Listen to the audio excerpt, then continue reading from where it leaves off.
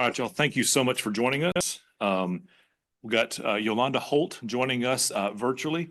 Dr. Holt received a BS in Political Science from Western Carolina University in Cullowhee, North Carolina, an MED in Communication Sciences and Disorders from North Carolina Central University in Durham, North Carolina, and a PhD in Speech and Hearing Science from the Ohio State University in Columbus, Ohio.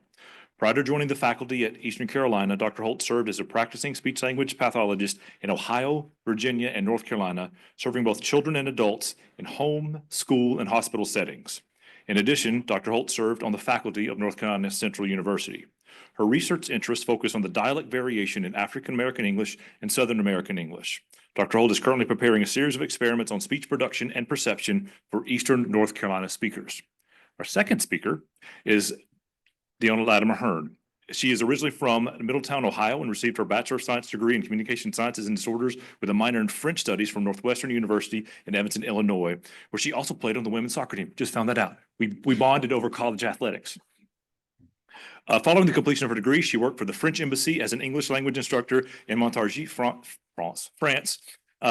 She completed her Master of Arts degree in Speech Language Pathology at the George Washington University in Washington, D.C. She has served as a multilingual speech pathologist and educational consultant since 2002, holding positions in Illinois, Japan, Maryland, and Texas. She currently works as an educational consultant and continuing education provider in support of a number of organizations in the U.S. and abroad. She received her Doctor of Philosophy degree with a distinction in instructional leadership for changing populations at Notre Dame of Maryland University in Baltimore, Maryland. She is the inaugural recipient of the Mbasla Clinician of the Year Award. She also is the recipient of the American Education Research Association Minority Dissertation Fellowship Award, the World Education Research Association Innovative Poster Award, and the Create Doctoral Scholarship. She has presented her research on African American English at more than a dozen conferences, including Asha. And I can also say she is a dynamite partner, as she and I were co-chairs of the Speech and Language Science. So I'm going to turn it over to these distinguished ladies. All right. Thank you all very much. So some of you were here earlier for my announcement, but I was explaining that we had a bit of a change in our delivery method. Dr. Holt was not able to be here, so we've gone online. It's a little bit weird for her because she can't see you, but she's also staring directly at me, and that's kind of uncomfortable as well. So despite that, we're going to go ahead and get started. So today our discussion is going to be on AAE assessment, and we're going to have some discussion while we're working together here today, but we'll also have, opportunities for Q&A. So if you have questions at any point, feel free to interrupt. If possible, hold till the end, but if not, feel free to jump in, and we can unmute Dr. Holt possibly and have her answer if necessary. So we may have to repeat questions. I'm not sure if she'll be able to pick up the sound. So just bear with me. And that also means that this presentation is a bit of a transformer because I just finished fixing it so that we could change how we deliver. Dr. Holt was very great in helping and do that. And so bear with us as we go. If there are any technical issues, please. All right, you ready? I am ready, and they all know that my superpower is destroy technology, which is why even though I am able to speak to you, we've recorded the portions that I'm going to be presenting just in case we do have any technical difficulty. So we appreciate your time and we appreciate your patience, and I'm excited to share with you today. Thanks so much. Okay. So let's dive in. We've already done the introduction. Thank you, Paul, for those. We're going to get into the disclosures here. I'm going to display them here on the screen. It's pretty simple and straightforward stuff, but I am the founder and administrator of the Respect the Dialect online community. I also work for the organization that I created called React Initiative, Inc. And I receive a waiver for participating today due to being a topic chair. And then Dr. Holt is a faculty member at East Carolina. She's receiving funding from Bill and Melinda Gates Foundation for a project on AAE. Yes. Oh, I'm so sorry. Is this better? Okay. Sorry about that. And her non-financial is also being a member of the Respect the Dialect digital community. So since you can talk, I guess we don't have to do everything where I introduce you, but on this first part, we had to add it here because she is thanking me on the video. So we're going to go ahead and play some of the audio that she has recorded for us. So again, bear with us. If there are questions, we can adjust and have her share or clarify information, okay? So this part is probably not in the best order, but we're going to start here anyway. I would like to thank Dr. Deanna Latimer Hearn for the wonderful introduction. My name is Yolanda Holt. I'm an expert on African American English. I study African American English from a speech scientist perspective. I'm interested in adult and child productions, which brings us to the wonderful case study that we have here with you today with Jerry. So the case study that I'm going to share with you is from a 5-year, 7-month-old African-American child, very bright child. And when we interviewed Jerry, which was for a project that we were working on, we were expecting Jerry to present as a typically developing child. And for the most part, he does, but there are some aspects of Jerry's speech that gave us pause, and we wanted to share that with you today. This is an excellent opportunity to evaluate a child who may have some speech difficulties, but because the child is an African American English speaker and we're looking at things through a particular lens, we may not look at things the way that they are best suited with respect to the needs that Jerry might have as an African American English speaking child. So I've introduced myself, Yolanda Holt, East Carolina University. So let me introduce you and let you hear from Jerry. How is that one going down? How is that one going? I don't know. I don't know. My mom said that one here in the phone. No. I don't need to touch the ground, but I need to be taking her hand up. Okay. So, because we had to slide that in there, we're going to still continue with some of the intro. Sorry about that. The objectives today will be as seen on the screen. We're going to describe typical speech and language development and dialect variation in standardized English and also African American English. We'll identify difference from disorder regardless of standardized test score, and then determine when outside assistance is required to distinguish difference from disorder. This is sort of the agenda, but that was kind of before things transformed. So good luck. And I do want to touch base real quick on terminology. So you will hear us refer to dialect versus disorder. We do not use dialect disorder or disorder within a dialect. And the reason for that is how many people here speak a dialect? So everybody here speaks a dialect. So once we start to say something such as disorder within a dialect, we're suggesting that only some people have disorders in their dialect if they have a language impairment, and everybody who has a language impairment has a disorder within a dialect. So we don't want to create a situation where we're marginalizing specific groups or reifying the idea that standardized English is somehow better and something else other than a dialect. And then also, we ask that you differentiate between what we might refer to as errors versus features of a specific dialect. So when you're talking about something that you've observed, if you're not sure, we want to talk about maybe the patterns that we are seeing and not necessarily categorize everything that deviates from mainstream English as an error, because obviously it's not always the case. Okay, and the way we frame these things actually is very important because we're either contributing to continued marginalization or we're working towards equity. Okay. All righty. Anything you want to add over there, Dr. Holt? Okay. So we're going to look at developmental milestones, and this is taken from Pearson 2009, and this has a video component, so we're going to do that now. In the brief set of sentences you just heard, Jerry produced a number of different syllable shapes. We heard a simple consonant vowel in how, we heard vowel, consonant, vowel in easily, and then we heard some complex onsets in ground and some complex codas in happens. And so those include both morphological variations as well as just complex syllable shapes. But when we listen to Jerry, he sounds much younger to our ear than we would have an expectation for a 5-year, 7-month-old child to do. And when we look at the expected sounds that he should be able to produce at this age, we would have an expectation that that sound would be very clearly produced, as in the word easily. We also have an expectation that these complex codas and complex onsets are things that maybe he might produced at a later age according to mainstream American English norms. Onsets may be a little later, codas, perhaps he should have those without any difficulty. But then we might say, well, he's an African American English speaker. So how does that apply with evaluating the child's speech? Now, those are the things that we're going to think about today. And as we move forward with the rest of the case study, what I'm going to ask you to do is to think about these complex onsets, complex codas, the singletons, and the initial and our pre-vocalic and post-vocalic positions as ways that Jerry's speech may be less easily understood. He's producing things differently than we expect. But what should that expectation be? Okay, so since your caseloads are all probably extremely small, we're going to go ahead and give you another referral. And this again has a video component, so. For the purposes of our work today, we're going to review Jerry as though he is a child who has just been assigned to you as a speech language pathologist because the classroom teacher says that he's difficult to understand. He's an African American student.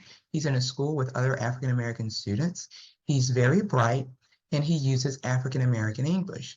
So as we move forward, and we're going to use the Goldman-Fristoe Test of Articulation to walk through the case study, we want you to think about, and we're going to use more common language and a lot less academic language here, the way that you might have a conversation with your peers about how to evaluate the results that Jerry has achieved from completing the Sounds in Words subtest of the Goldman-Fristoe Test of Articulation.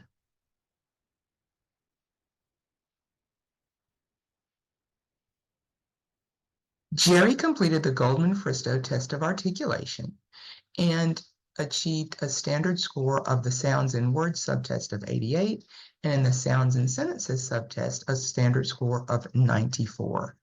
Both of those scores are slightly below average of 100. And as we move forward and review the Sounds in Words subtest, what we want to know is, what does Jerry do when he's producing single words that may make his speech difficult to understand as described by the classroom teacher? A quick review of the errors that Jerry made on the Sounds in Words subtest. We are going to look at the initial, then the medial, and then the final position. In initial position, he made errors on the complex onset sp. He produced spider as biter.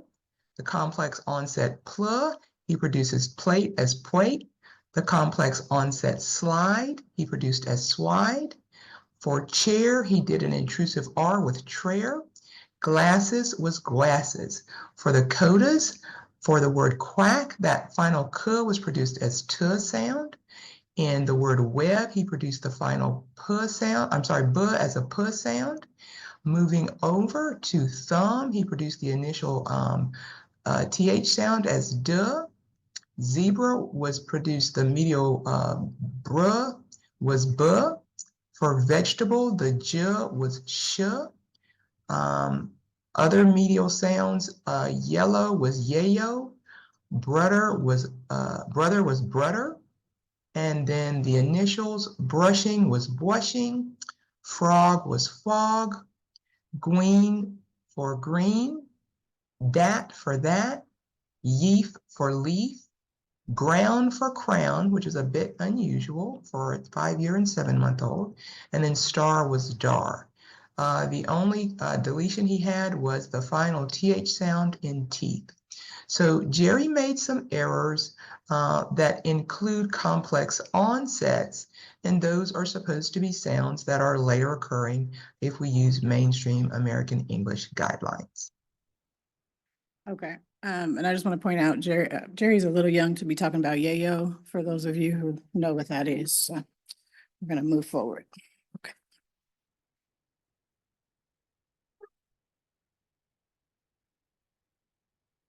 Spider.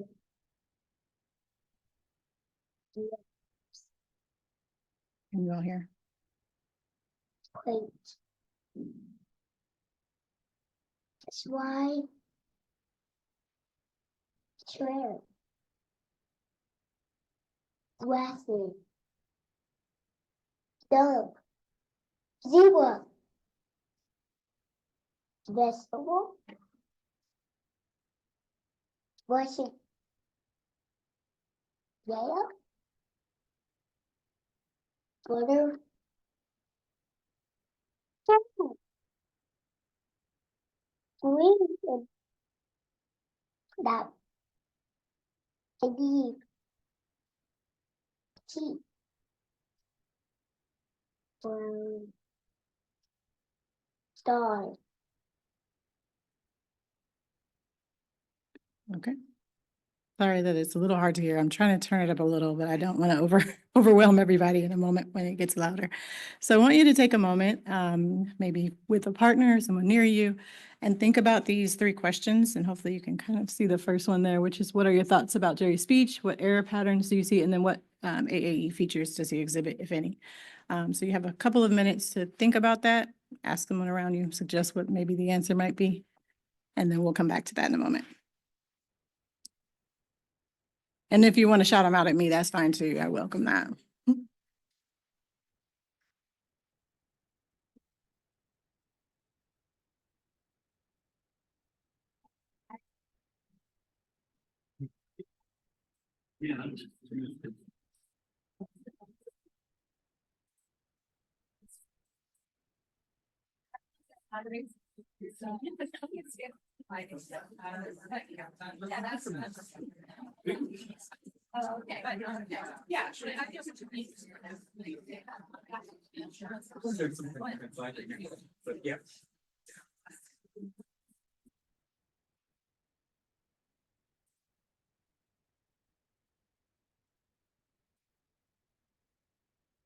Yeah. And I can say that.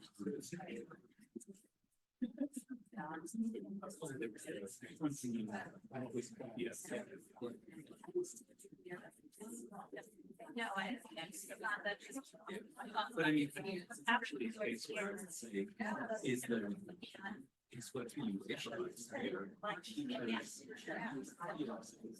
Yeah. With the team, black or white. I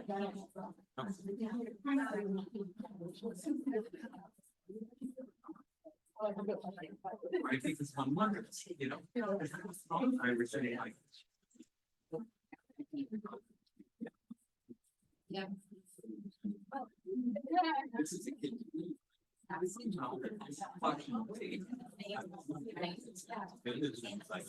This is a kid who has enough features that we can get worried about whether or not this represents non-standard violent use right?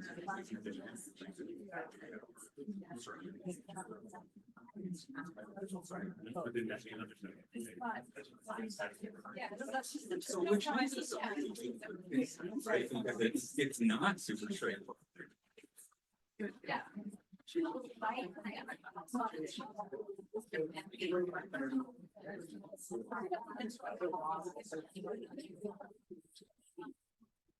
So.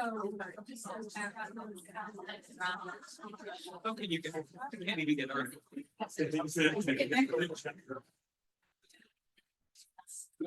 Okay. All right. Oh, question? Yeah, what's up?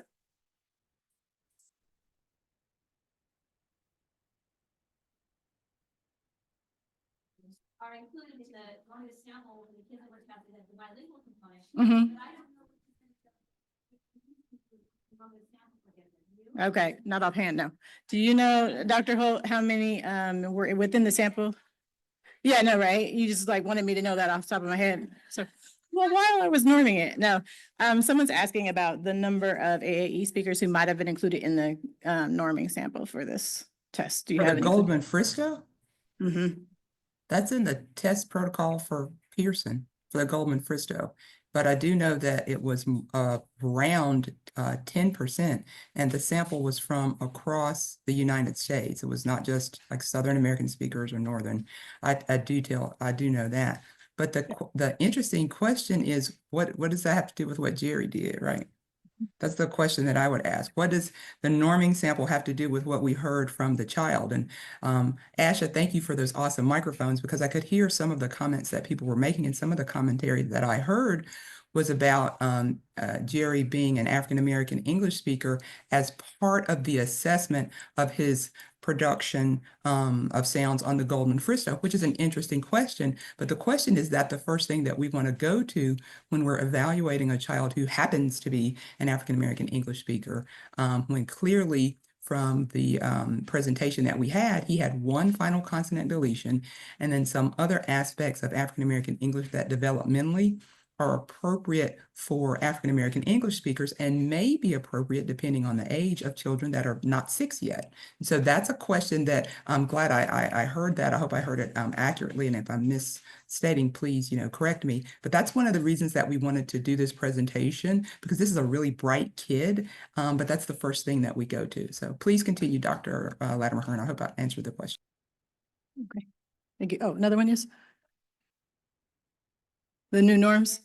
Yeah, we'll maybe get on that in a little bit, but yeah, I thought about that too when we were looking at this because of the date. But there is some strategy to what we got going on, so bear with us. All right. Based on the mainstream American English norms, we would not expect for Jerry to have the intrusive R in Traer. We would expect for him to be able to produce the L sound in yellow. And we would also expect for him to be able to produce the final consonant sounds B, K, and also the final TH sound. And that's based on mainstream American English norms. Moving on to consonant clusters, we would expect for Jerry to produce all of the elements of the clusters, even if some of the elements were presented in error. For example, he produced the R sound as a W sound in the word brushing, which was produced as blushing, but that sound was not produced in the word frog.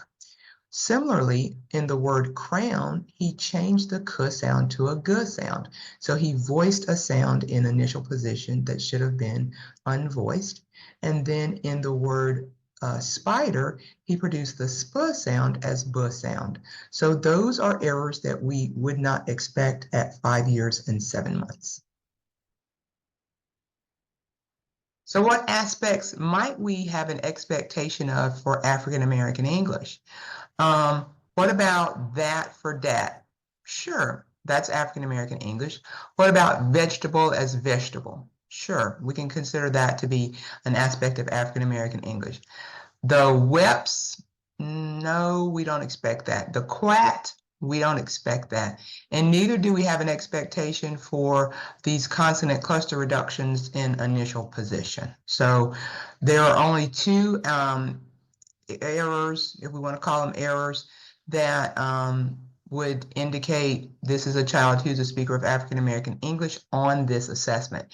Everything else that we're seeing seems to be something else.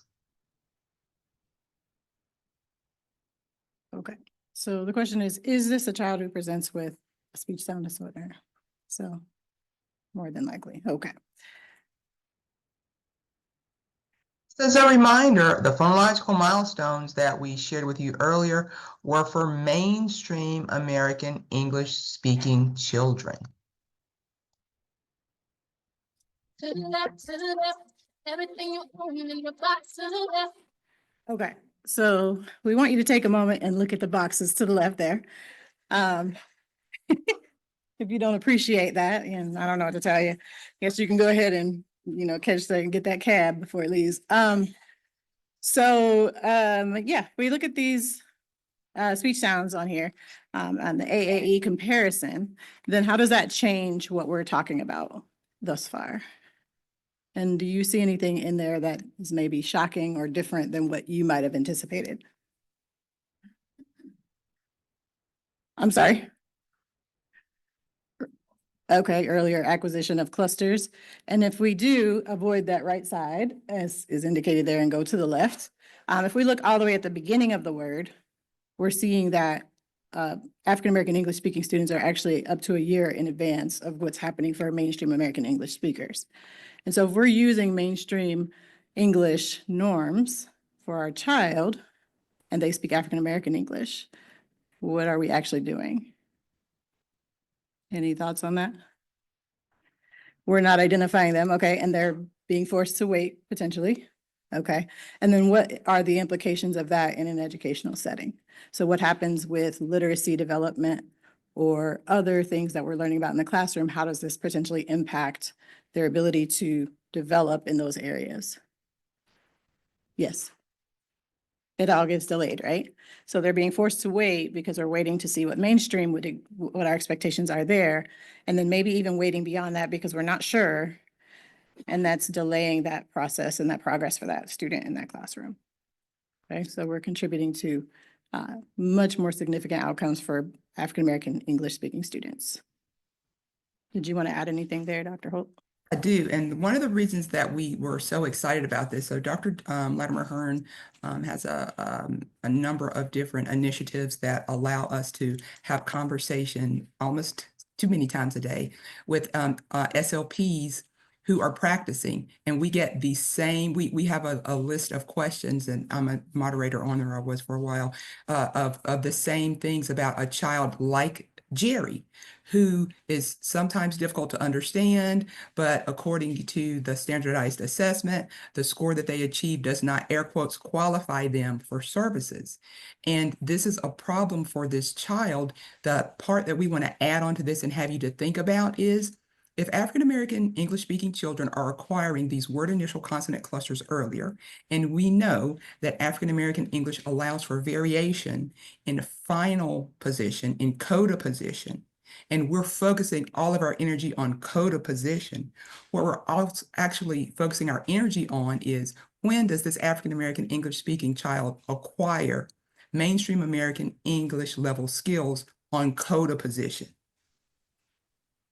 When they are ahead of mainstream American English-speaking children in word initial clusters. And if we actually focused on what the children bring with them to school, it would be much easier for us to distinguish speech sound disorder for kids like Jerry, who technically pass a standardized test, but demonstrate weak, air quotes, because there are no weak phonological skills. He either does what his community is supposed to do or he doesn't. And that's the binary that we use for mainstream kids.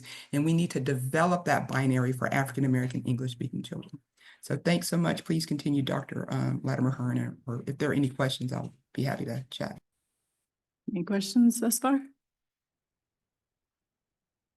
Okay, we'll keep rolling. Thank you.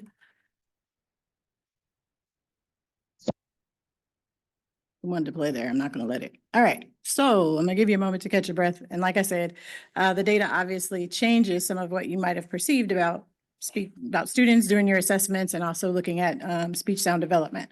So how are those, how were they presented to you in your programs? What have you learned about these in your continuing education opportunities? You know, have you seen this before or considered any of this before? Yes, there. Okay. Anyone else? Some people, yes. Some people, no. Okay. All right. So it's not necessarily discussed. Yes. Did you want to say something? Yeah, you kind of lean forward. I thought you were bringing it. It's okay. My bad. All right.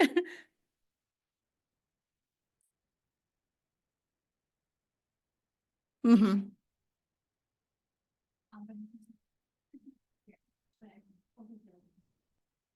Yeah, you have to pursue it in order to learn that, correct. So in grad school, she's saying, I don't know, could you hear her, Dr. Holt? Okay, so she was saying in grad school, it wasn't something that was discussed. It was more or less the norms that were offered. And then in continuing ed, she's had exposure to it, but only if she pursues that specific information. And that was why I said we were going to hold off on the question about the new norms, only because I would say, look at that critically and look at who was included in that study and what are we saying exactly? Because I think what could happen, and I haven't looked at it specifically, but what you could have is you've incorporated more diversity, which could change your numbers because some of the kids were doing really well on their sounds and some were doing it later, right? So some were developing early, some were developing later. And if you combine that, it could change what you expect. But that would also change the norms for those specific groups if they were separated out. So I don't know how that data is collected. And so I would say, look at all of that critically, but I say that about all data. So yes. Yeah. Yeah. Yeah. Okay. Can you hear that as well or no? No, I can't hear those comments. Okay, so the comment was that this is an egregious sort of issue that's going on that needs to be discussed and that we need these type of data so that we can make that decision without having to rely, and I'm paraphrasing, obviously, on standardized tests. Go for it, It Paul. is. And hold on one second before we move forward. Oh, Paul has some, but go ahead. So one of the things that I want to reflect on is that the data that we're sharing with you is from 2009. Not 2019 even, that's from 2009. And so even when the data are presented by researchers, it's incumbent upon us to use that. And SLP, like a lot of conservative, and this is a conservative group, take a long time to accept new information. And we're going to continue to present on this, but one of the things that I want to encourage you to think about, and I want to make sure that Paul has the opportunity to speak, is to think about what this means for children as they're acquiring literacy and the effect on morphophonological variation that occurs on the right side of the word where we're constantly focused, how the stress patterns might vary in the speech of African American English speakers, and how that then lays on top of prosodic and intonational variation in the speech, as well as in what we're asking the children to do when we're asking them to do read alouds and doing miscue analysis. So all of these things are layered, and each one of us in our application of these data and our conversations have a responsibility now that you know to push that forward. Thank you so much. Paul, please go ahead. There are two things to add. So one is that's also incumbent on us that are teaching, that we not incorporated these findings into how we present these milestones to be like, hey, there are multiple ways of viewing this. The second part is, we using the GFTA, it tells you to be aware of the background of the speaker. And, somebody will be like, oh, well, there were those two things, which then might adjust the score. So then we have to start thinking about, but it doesn't give you any guidance on how to adjust. It says be aware. Yeah. So the question then becomes, how do we do that? And what sort of ways can we, again, utilize these assessments as flawed as they are in sort of a more of a holistic view? So I think this is, again, this sort of adding to this discussion. Yeah, and you could hear Paul, correct? All right, awesome. Yes, go ahead. So I wanted to ask a question that might seem like a gotcha, and it doesn't, I hope it isn't. But this was presented as a child who uses African American language, but how is that assessed? Right? So, if I think about where I'm from in Buffalo, New York, I can look at the neighborhoods that were redlined, that are overwhelmingly Black, that I grew up in and around, and that where I know African American language should be used. But make suppositions about whether or not a kid's home language environment is going to be AAE or a mixed AAE and other varieties.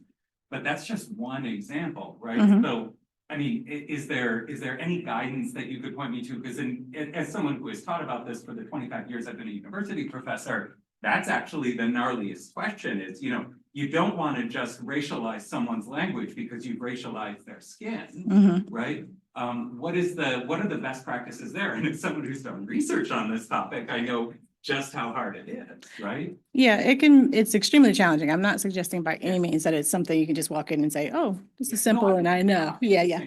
For me, it's that way a little bit more because I speak African American English as well. So it's a little bit easier to do it then. But one of the issues that we're facing is that in CSD programs, we're not even exploring what it looks like. We're not looking at features of it. We're not looking at what an example of it would be. We're not considering typical development in it versus atypical development. And when we move away from that and center everything on mainstream English, we're doing a disservice to the global majority. So we're taking a small group of people and saying, this is what language looks like. And then we're saying that the rest of the people need to get like us. And that's the issue we're dealing with more so in our field, in my opinion. Dr. Holt, did you want to weigh in on the question? Sure, I'll give a brief aside. So first of all, this is a child that we recruited into our our program. This is a child from the Head Start, and I'm the one that did his assessment. So I did an assessment on the child with the family. It is, like I said, this is a Head Start kiddo, and he is very bright. The examples that we shared with you, even in the connected speech portion, he uses aspects of African American English, and a lot of the times it's in the prosody. So if you're not familiar with what African American English sounds like, and I know that Ben is, it can be very challenging. And so it's not, and I appreciate the question for the group. It's not enough to say that the person sounds like XYZ, or if you're not familiar with what African American English sounds like. What we do want to take into consideration is whether or not that's a possibility. And in particular with this child that we're using for the example, the question was about speech intelligibility. And because we told you he was African American English, the conversations in the room were about the African American English. So if the child is a child who is a racial minority, just by looking at them, and their speech is unintelligible or has concerns with intelligibility, rather than what we're focusing on is going to that list of African American English features, what we're saying to you is if the child has speech that is difficult to understand, just look at the speech and look at the norms that may be appropriate for that community and compare those to what's happening with the child. And unfortunately, this is what we have. And I don't want to, have a throwaway answer to a very serious question, but this is what we have, and this is what we know, and this is what we have to use right now until we develop different norms. There's another piece to this, which is there are many African Americans now who do not use African American English at all. And that's something that we have to keep in mind as well. And so you're going to have to ask the uncomfortable questions. I think that was what Elevate was about asking uncomfortable questions. So you're going to have to ask uncomfortable questions, and you're going to have to become comfortable with being uncomfortable if our goal is to truly identify children who need support in that area. Thank you so much. Okay, no problem. Anything else? Oh, yep.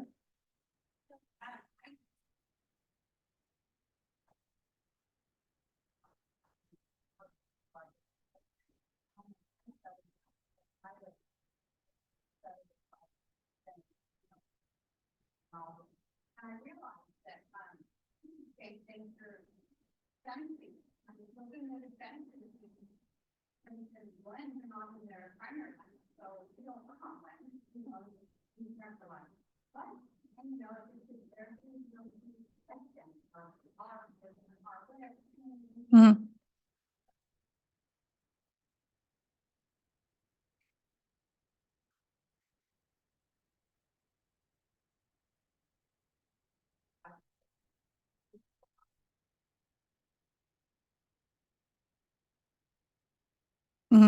Okay, thank you.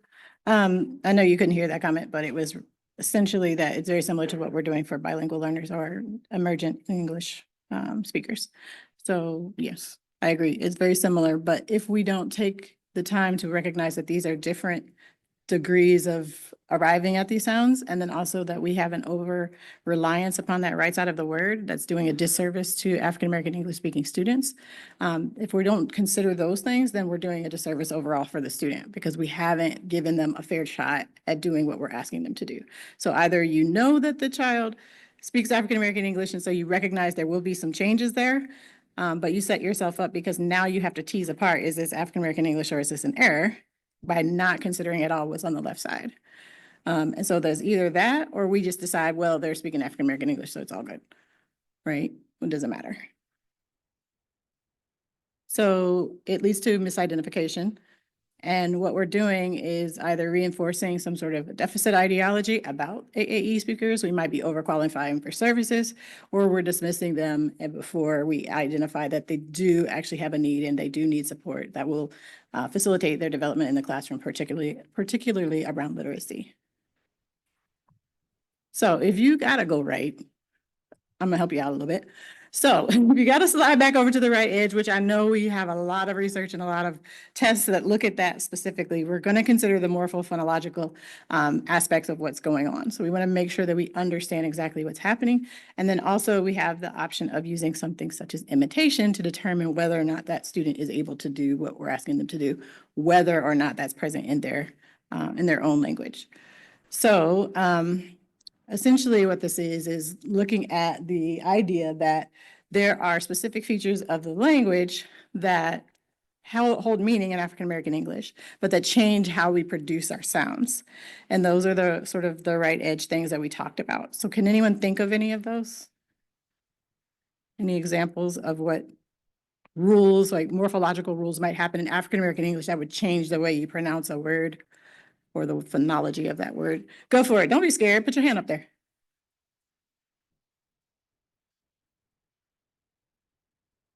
Okay. Okay. Okay, so a final consonant could be deleted or not present in their speech. Anything else that you can think of specifically? Yeah. Okay, zero marking plurals might change, right? So the morphological rule, like the morphology we're marking is not there in mainstream. And so it looks like the sound is missing, right? Okay, any other examples of what might happen on the right edge? Okay, G dropping. Anything else? Third person singular, would you say? I'm sorry. F, okay, okay. All right, so those are all things that might take place. So we want to think about that as we're examining that right edge. If we have to do it, we need to understand that there are certain rules that they are following that will also change the sound that I hear, okay? So those are examples that you just gave, which are plural, possessives, past tense, things like that are marked differently, which then changes the way that the words are pronounced. So we want to make sure that we consider that, because if we don't, we're doing a disservice to the student. We're saying, well, you don't have any of these sounds, which may lead to overqualification, right? Or we could just dismiss because we decide, well, you left off, I don't know, whatever sound at the end of the word, and therefore you don't, you speak African-American English, so there you go.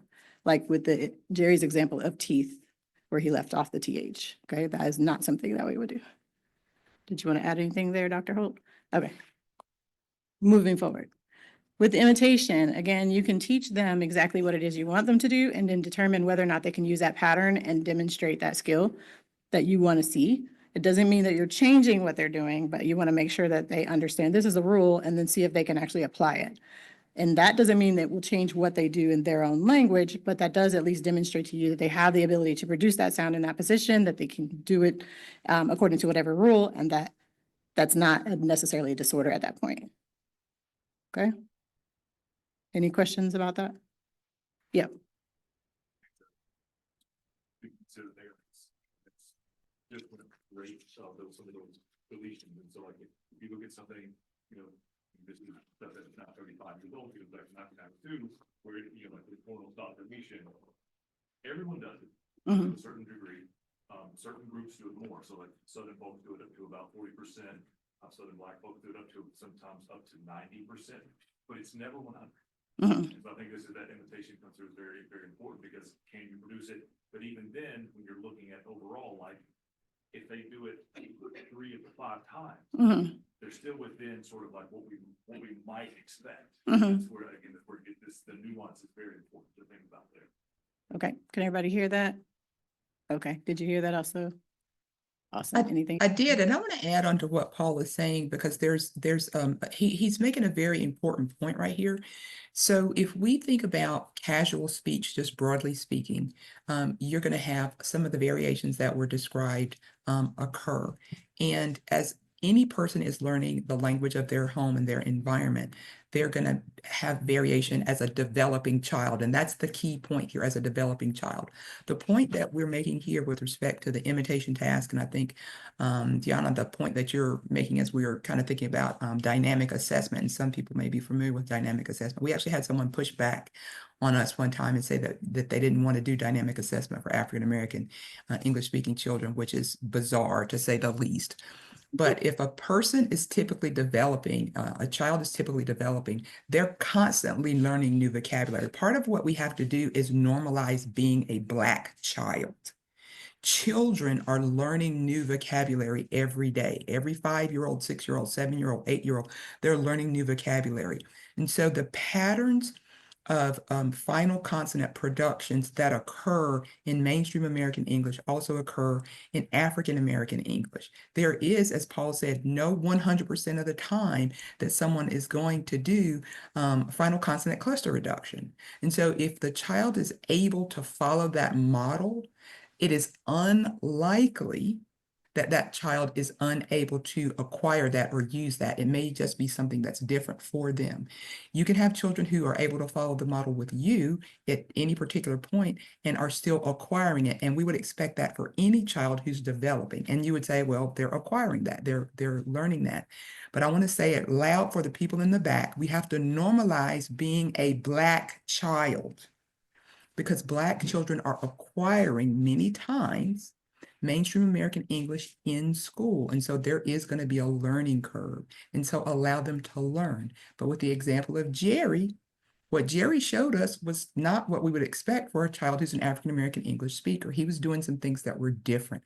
And this is what we want to say to you. If it seems different and it doesn't seem to fit that pattern, maybe we need to probe more deeply. Thank you so much.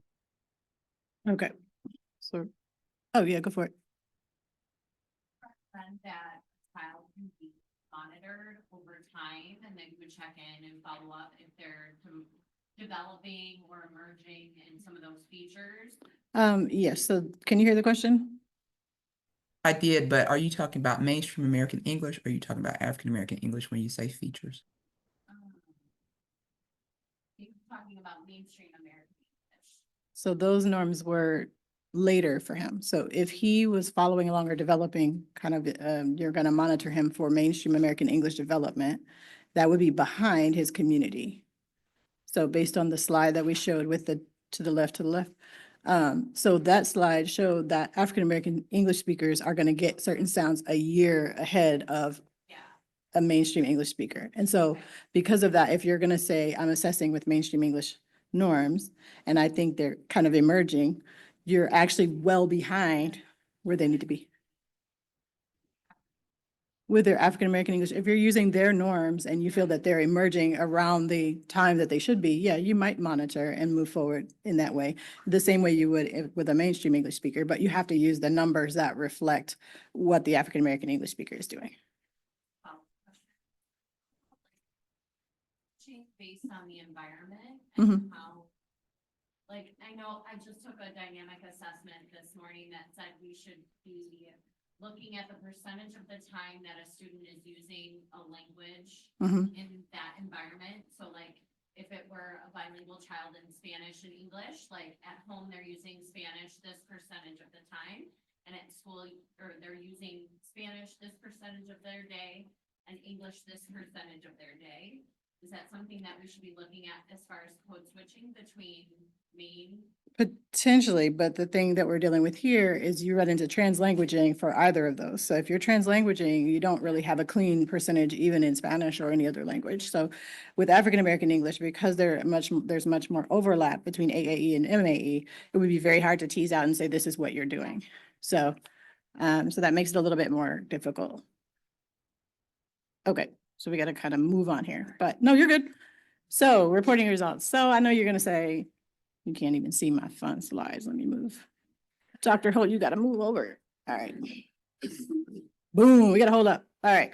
So all of that's cool, but how do I report those results, right? Because I know that that's uncomfortable, and I think someone asked that question a little bit ago.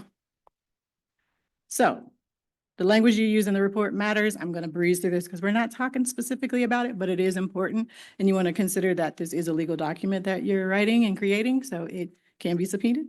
But you just want to make sure you're not making judgments about what their ability might be. So you don't say that the student could or could not, you say what happened. So during the assessment, the student did not demonstrate the ability to do this. That does not mean that child cannot do something.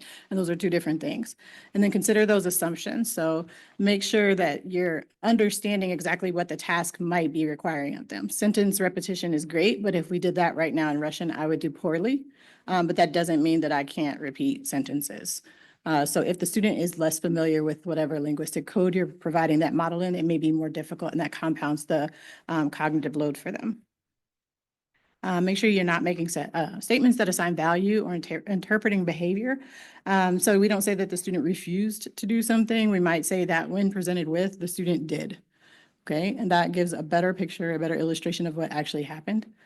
And then the student demonstrated bad or negative behavior when asked to do something. You might say, when presented with this, this is how they responded. So don't assign value or your perspective or perceptions to what is happening, because you're assigning these things to that child. And then avoid the assumptions also on mental state. We don't know if they're frustrated. We know if they appear frustrated, but we don't know if they are. So make sure that we're indicating that with our words and being very careful. And again, that's because these also shape the impression that people have. Because of the demographics in our field and a lot of the challenges that we face in working with minoritized groups, I do not read reports before I meet the child. I refuse to do so. I meet the child because I want the child to be the representative of who he is or who she is or they are. And I don't ask them to be whoever I was told they are.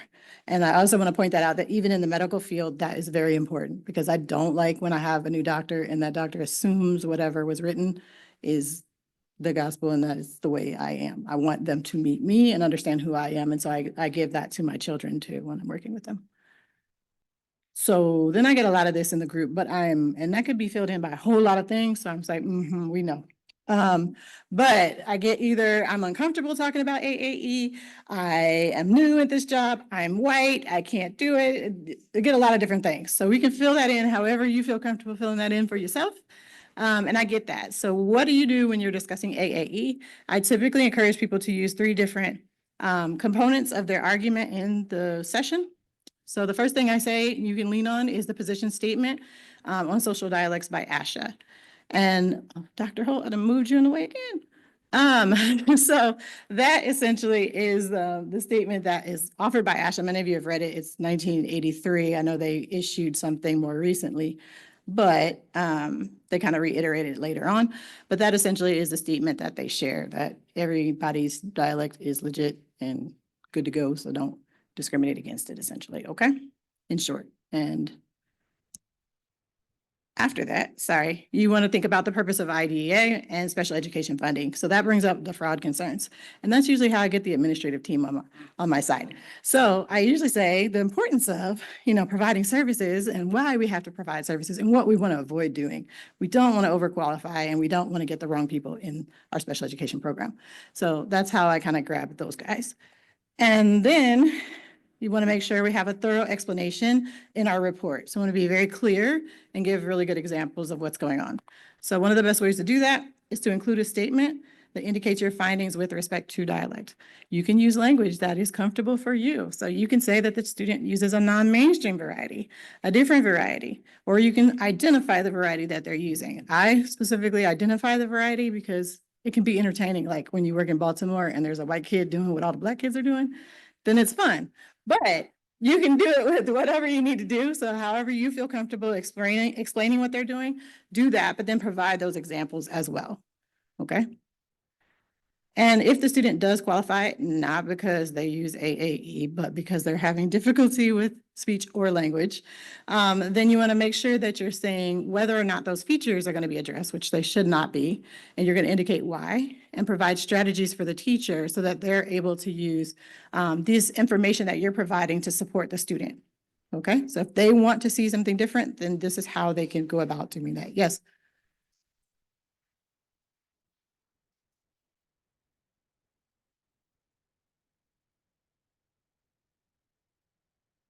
No, you got to do what you do. If he Eminem, let him be Eminem.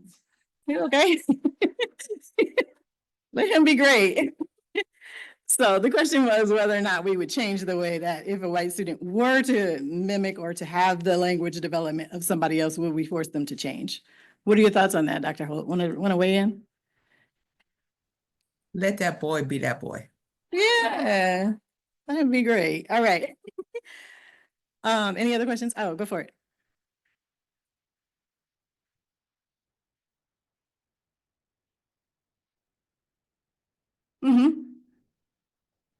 Yeah, foster care, it could be a situation where the environment is different and they speak differently, right? What was your question?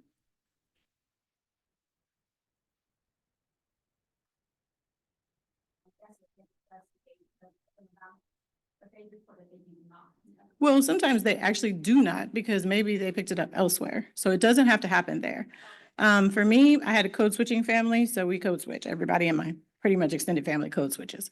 That's just how it was. But I did have providers like daycare providers or like a family member who was very close to us, not a family member, extended family member, I guess, who was close to us, who spoke only in African-American English. And that's how I communicated with her. I could be learning it there and not learning it in my house. They report that they do not. No, we don't tell them they do. You're about to get some AAE if you tell them. But yeah, it happens because the problem is that it has been stigmatized so much that people don't know that they actually speak it. They don't know that it's a legitimate code. They don't know that it's a real thing. There's nothing wrong with it and that, you know, it is what it is. So a lot of times what you'll have is people who say, I don't speak that way, or I haven't spoken that way, because it could be also seen as accusatory because it's less intelligent or it's not good enough, et cetera. So a lot of times in the meetings, you're not going to hear it because they're code switching. If they're code switchers, they're going to code switch there. But I wouldn't say, yeah, you do, because that's going to bring some things. I mean, I might say it because I can go back, but don't do that to yourself. Yeah.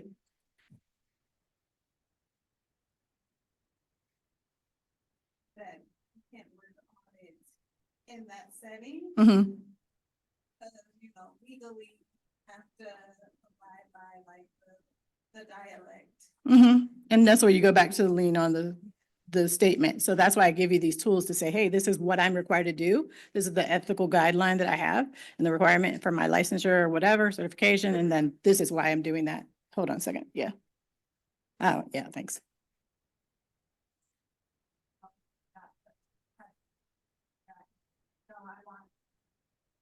Yeah, and you might, and that's great for private tutoring and all of that. That's not what IDEA is for.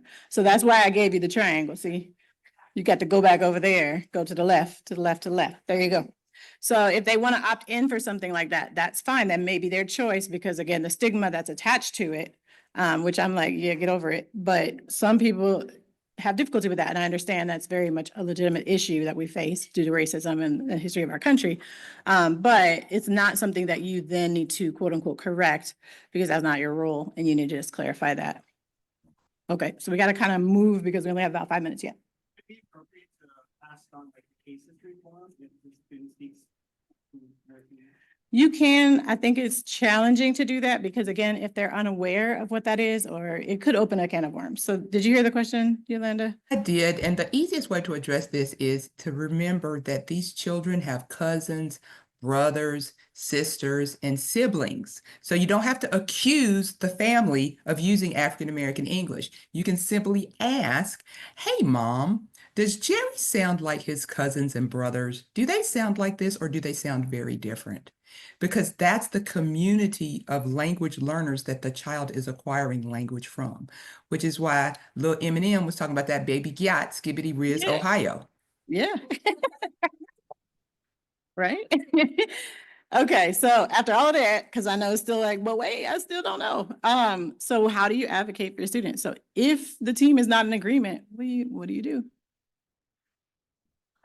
You gotta go to the left. All right. You get a language sample. Okay, so support with data and information. The more information you can provide, the better. What else can you do? I mean, I'll probably fight them. I'm confrontational and it's entertaining, so I'm sorry, but that's me. So I would go back and forth, but you could also go around and say, here's how I'll support them in the classroom, maybe indirectly. I'll help the teacher understand differently why this is the way it is and how we can support them as a sort of a team in that way. But I typically don't fold. I'm that one in the meeting, so. Those are ways that you can do it though, but definitely document, continue to check in and make sure that you're documenting where that kid is going and where those weaknesses are and then how that's tied to their education or how it's not tied to the challenges they're having in their educational space. All right, we got to roll a little bit. So I made your resource. I said create one, but you can add to it if you like. But essentially it's disorder or nah, because that's what we're doing. But it looks at the MAE lens and the AAE lens when we're looking at the right side of the word.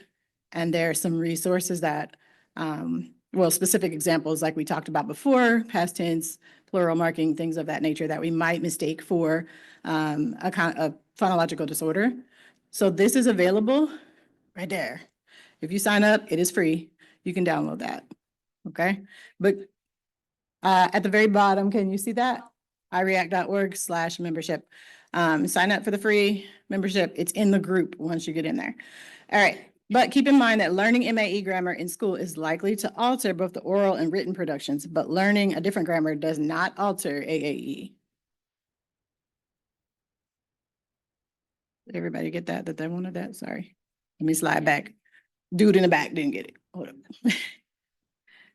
All right, you good?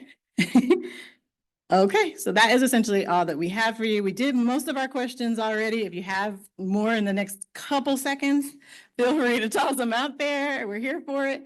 But thank you all for your patience with us and our changed up, flipped up way of doing this, and we appreciate you. Thank you. So that concludes this time, but I'm sure that both of them will be available for a minute time. If there's something burning in front of you to read them that you just have to ask, I'm sure they'll be welcome to those questions. Thank you very much.